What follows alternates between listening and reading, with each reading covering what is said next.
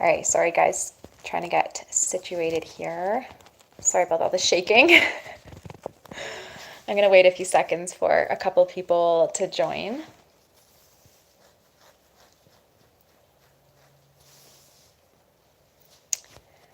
Just wait a few more seconds for it to load. Hey.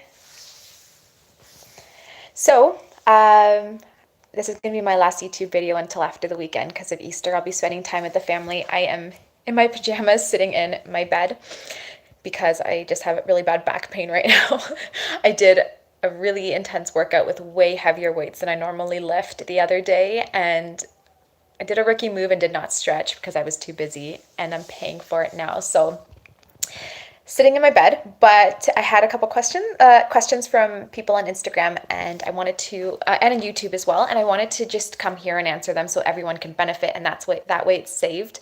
I'll start by answering those questions, and then if you guys have any questions, I'll be happy to answer them before I sign off. I don't want to be on super long today because I am very tired. The past 2 weeks straight, I've worked 14-hour days, like morning till night, with consults and clients, and it's been really hectic because I have kids too. So I'm very tired. So I'm not going to be on here long. But for the first couple questions, one is about cholesterol and atherosclerosis, and another one is about kidneys or adrenals.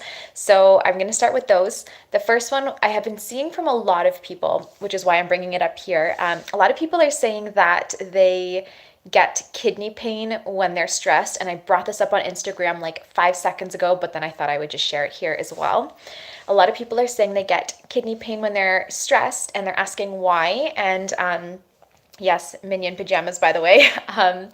So I'm thinking if you get stressed and all of a sudden you feel back pain, it's probably more to do with your adrenals than your kidneys, because your adrenals are what are sitting right on top of your kidneys. So maybe do like some adrenal supporting herbs or supplements or foods. Practice deep breathing, lower your stress levels. Otherwise, if that doesn't work, then look at your kidneys. I'm not saying rule out, kidneys or high oxalate diet or anything like that. But if you're feeling specific back pain when you're stressed, it's probably more to do with the adrenals, because they're the ones that are pumping up cortisol and all of that whenever you're stressed. So the other question that I was getting a lot of recently was about cholesterol and how to lower it if you have like clinically high cholesterol. So one of my favorite things is actually to lower cholesterol with fat, which is kind of like backwards to a lot of people because they think that fat's what's causing cholesterol. But there's two types. There's HDL, which is the good cholesterol, and then there's LDL, which is the bad cholesterol. So if you usually have raised lipid levels or cholesterol levels, it's probably more LDL. So you want to balance it out. So things like cod liver oil, flax seeds, chia seeds, that will help. So definitely get those in your diet. Garlic is amazing. So there's a supplement called Allison from Genestra Brands. If I remember, I'll try to link it in the description, but it's spelled ALLYSIN from Genestra Brands, and it has garlic and cinnamon, and those two components are great for candida cleansing, but they're also great for balancing your lipid levels, lowering cholesterol. So anytime you have cholesterol issues, you would really want to consider doing like warming things like ginger and garlic and even cayenne pepper. The same thing goes if you have high blood pressure. Garlic is fantastic for that, as is lots of soluble fiber. Coenzyme Q is great for that as well, but definitely look into that Allison supplement and increase your healthy fats. And it usually does help. It does work. And so sorry about the weird yellow lighting. We have like a weird light in our room. So those were the two first. Just scrolling here. So the third one, not the second, my brain is fried. The third one was about gelatin and how do you take it to actually absorb it the best? Is it best with food, without food, with supplements to have it heal your gut lining? So my personal favorite way to take it is in an herbal tea, but I always like to squeeze a dash or a tablespoon worth of lemon juice in my herbal tea if there's gelatin, because, sorry, the lighting is so weird, because the vitamin C will help to, utilize the protein. Protein usually needs some acid with it to absorb into the body and actually be used. So that's my favorite way to do it, but you will get soothing benefits if you just take it in an herbal tea or in a smoothie, with or without food. It honestly doesn't even matter because it's just very soothing. But if you really want to have it absorb well, I like doing it herbal tea, empty stomach for the most part, with some like lemon in there as well. For kids, the best way to do it is turn it into a like gummy candy, like a Jello or something. Because if you're doing like an orange juice or I don't know, some type of, organic juice, there's usually high vitamin C content in it. So they're getting the gelatin, they're getting some antioxidants, but they're also getting the vitamin C to actually absorb the protein. So that would be the best way for kids. My kids are actually good with drinking it in a tea, but sometimes I'll make the Jello for them because I do enjoy that as a treat, and then they love getting their gelatin in that way. So some kind of protein, some kind of acid with the protein is a good idea. And then the same thing actually goes for collagen and bone broth. If you do a splash of lemon or something acidic around the same time, it'll just help to absorb it a little better. So those are just some of my tips. But at the end of the day, amino acids are soothing. So you can take them however you like. For bone broth, if you're doing it, a lot of people shouldn't do bone broth. But if you're on it, I just squeeze some lemon or apple cider vinegar into the broth, and that helps a lot. So hopefully those answered those questions. Just scrolling through some comments. My favorite YouTube healer. I'm sick in bed and was just watching your videos. Aw, thanks for joining live. It was like I've always been trying to give you guys a heads up when I do these live videos, but they just have lately been happening last minute when I finish with consults or something, and then I'm like, oh, look, I have 10-15 minutes. So thanks. I'm happy some people are able to join since I'm not giving you guys any notice. Thank you for applying last time. You're welcome. Don't forget to like the video. Yes, more likes the better. Could oxy powder help cleaning the small colon from candida and bad bacteria? I feel bad saying this, but I don't know what oxy powder is, unless I know of it under another name. Let me know what it is. If there's no time to make homemade coconut milk, what is the best alternative?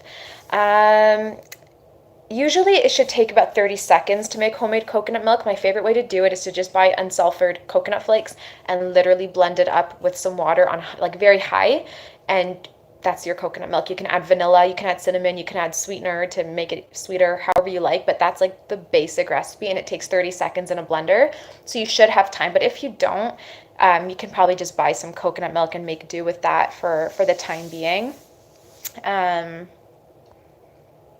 Oh, someone deleted. Okay, so, I think I missed one. No, I'm good. Okay, so I did have some other questions that I wanted to get to. So one was in regards to epilepsy. I actually don't get a lot of questions in regards to seizures or epilepsy, but I did want to answer this one because I'm sure it's going to benefit at least one person who will watch this video at some point. So someone was asking on my Instagram, if they've had epilepsy and they're trying to like wean off their Keppra, which is the drug that helps to manage seizures, they're trying to wean off their drug, and they're asking like what can they do to like help support their brains to prevent seizures. So I just want to say that I'm not giving medical advice. I would never say to get off a drug.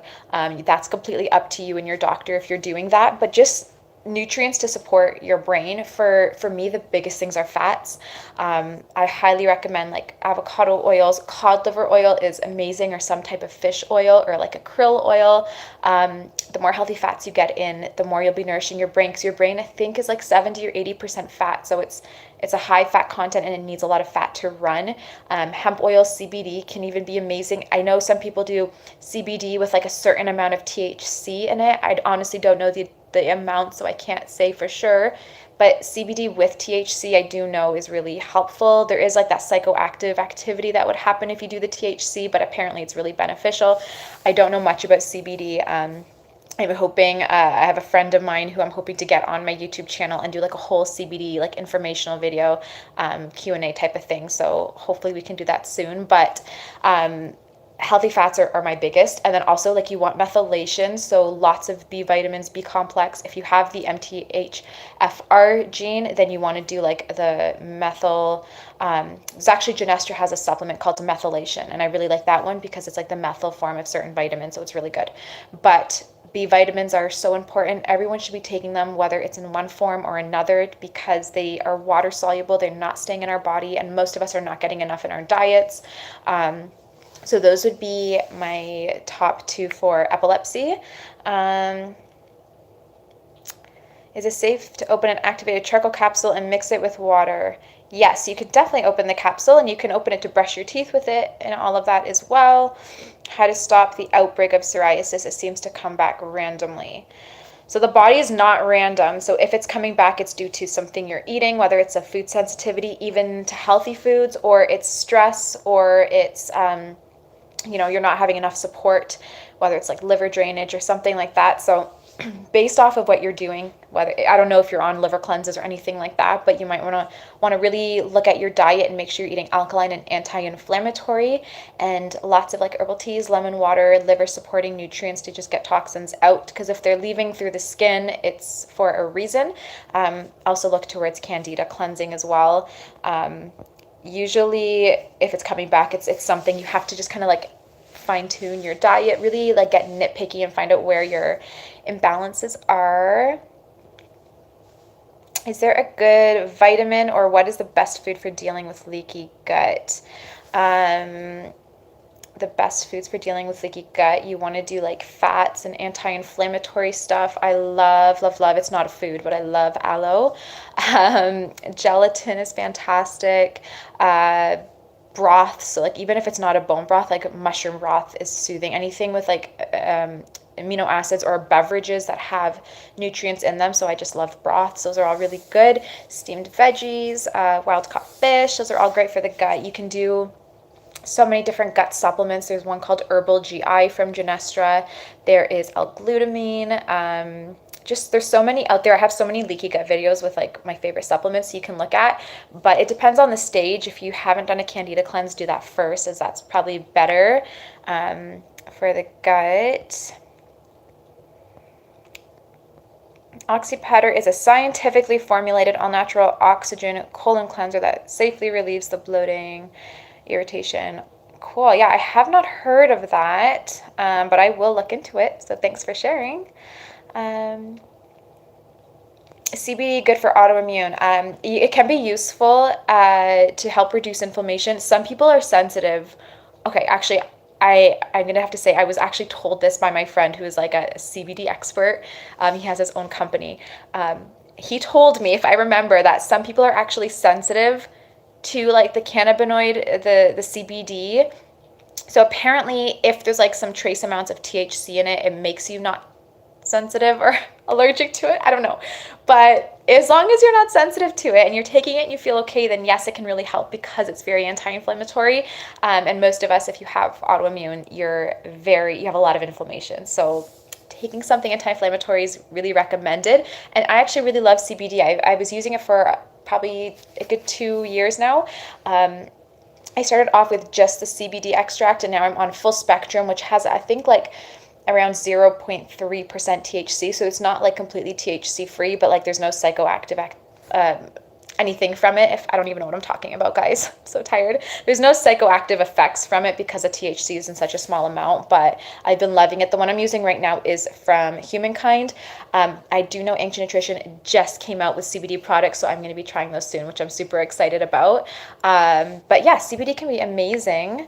I don't know, honestly, like so much about it to like share any more than what I just did, but stay on the lookout. I'm going to try and get my friend to come and just film like a Q&A with me and just answer all those CBD questions that I know so many of you have.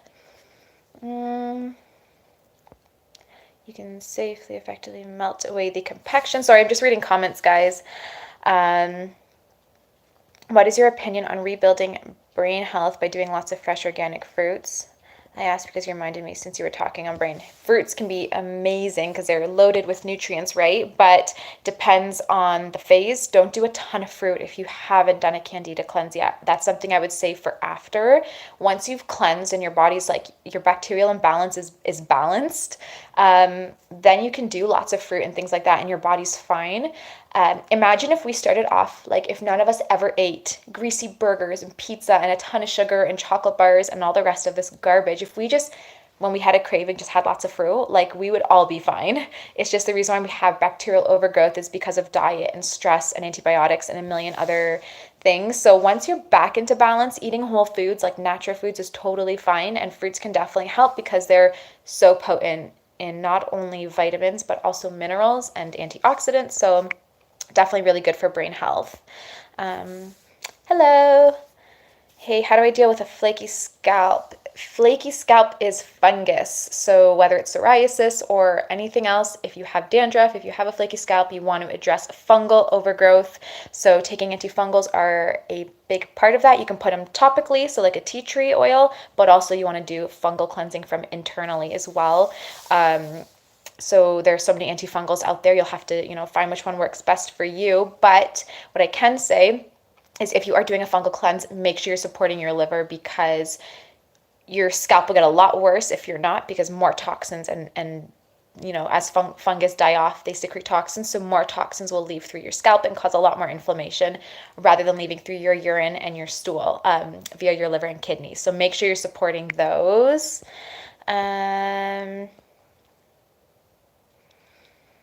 long should you water fast for? That one, I don't even want to legally comment on that one, just because it's different for everyone. And if you have a dysglycemia, so like a blood sugar imbalance, if you have low blood sugar or diabetes, like there's so many reasons why you shouldn't just water fast. So I can't give a timeline. I always say, listen to your body. First of all, before you even water fast, work up to it. So don't just go from eating a full, meals regularly to like cold turkey water fast.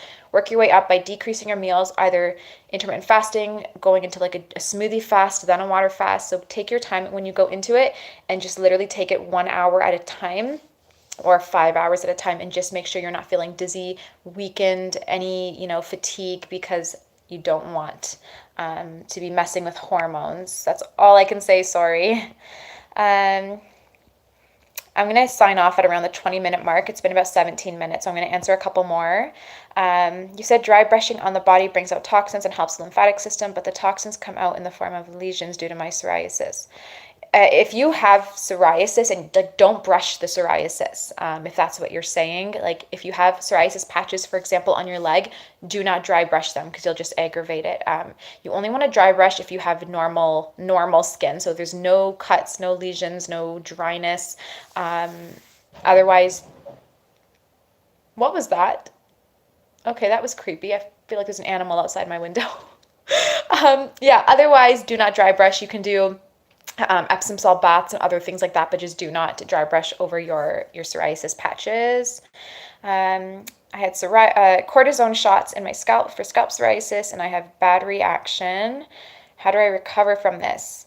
So you want to regulate your immune system. I really like vitamin C. I love medicinal mushrooms, and then anti-inflammatory things. So cod liver oil is probably it's my favorite, guys. I talk about it all the time because it's so good. So a cod liver oil or fish oil will be really good for that. So scalp. If you guys have scalp psoriasis, is always fungal overgrowth. So if you are having a fungal issue, what kind of happens is when you take a cortisone cream or shot, it suppresses your immune system. So you'll have fungus in your bloodstream. Your immune system doesn't recognize it because it's suppressed. So it doesn't really pick up on it. So you're not getting that inflammation. So that's how cortisone and these immune things work. But then once it wears off, you get a huge flare because your immune system wakes up and it realizes that there's fungus in the blood, and it just goes crazy and it causes a lot of inflammation. So that's why I personally always just stay away from those immune suppressants. But if you've already had it, you just want to make sure that you start addressing your fungal overgrowth and just support your immune system any way you can. So probiotics, anti-inflammatory things like cod liver oil and medicinal mushrooms, that kind of stuff. So I hope that helps. I feel bad after seeing more lesions instead of being happy that the toxins are out. Kind of confused with that. Seeing lesions does not mean toxins are out of your body. It probably means more that you just aggravated your psoriasis.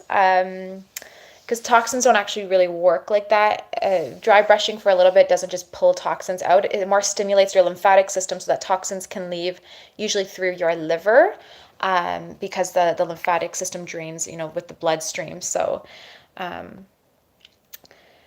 what would you recommend for parasite infection? I have a parasite video.